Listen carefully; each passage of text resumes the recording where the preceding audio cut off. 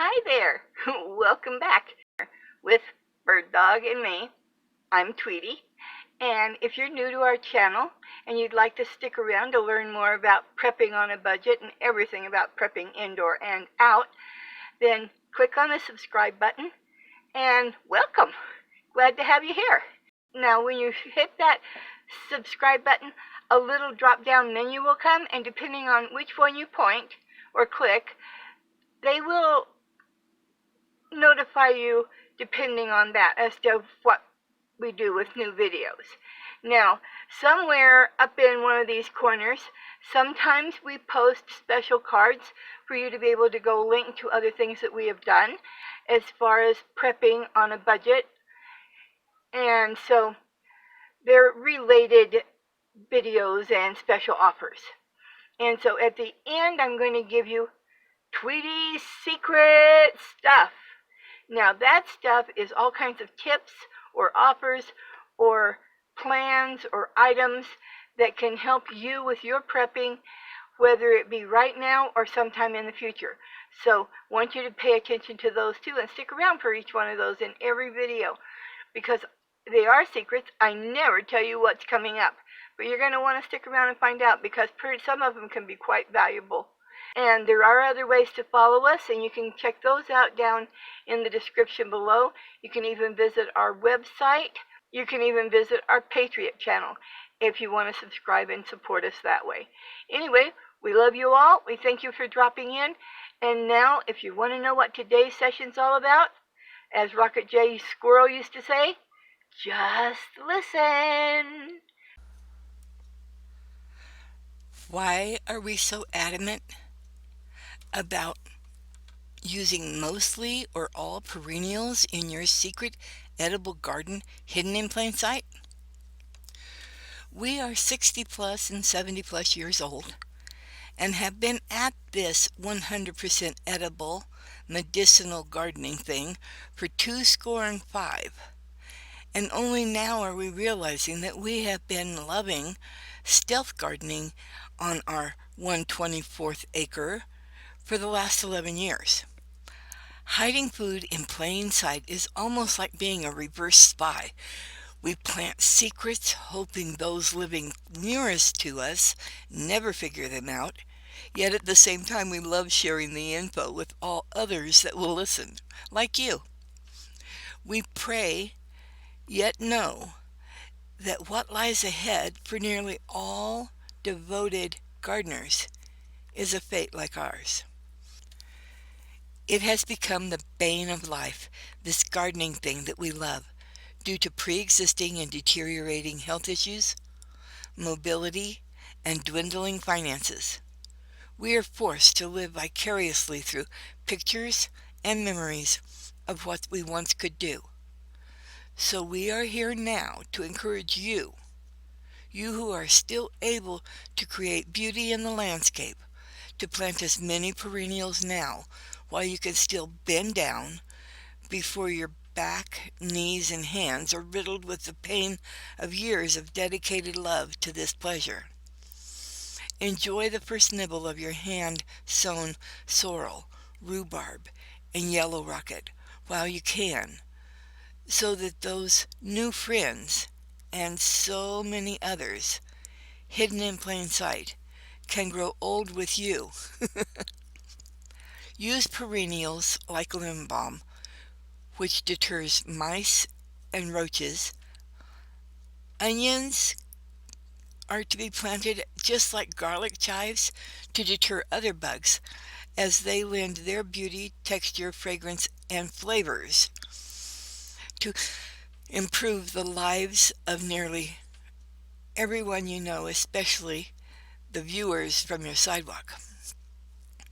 Have them for seasonings for years to come, not just because they are all perennials, but for all the health benefits and the joy that they give you.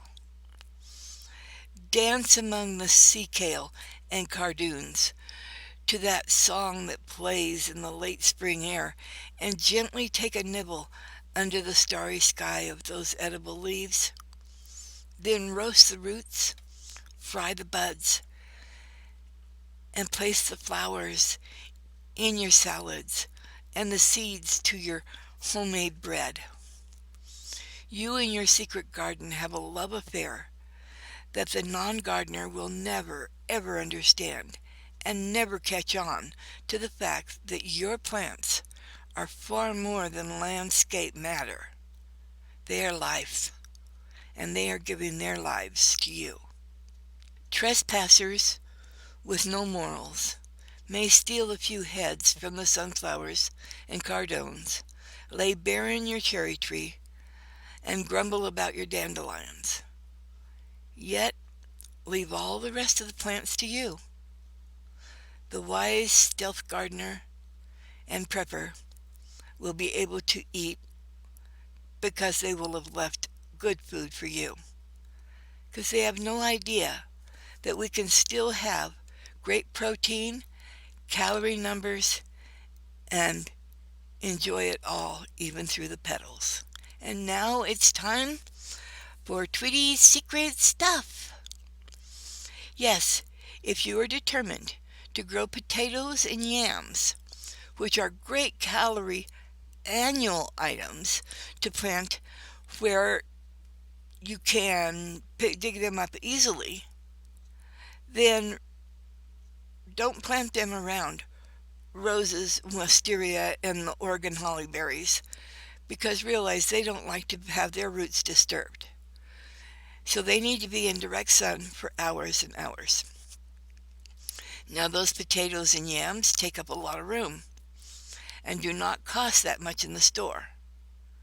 But can you be sure that you will have them if SHTF gets any worse?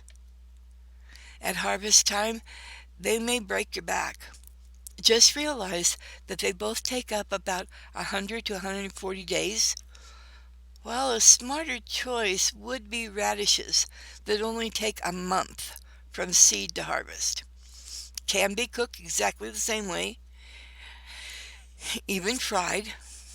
Plus you can eat their leaves and grow them in shallower buckets anywhere, or perhaps on the windowsills inside the house, so that the rodents don't eat them.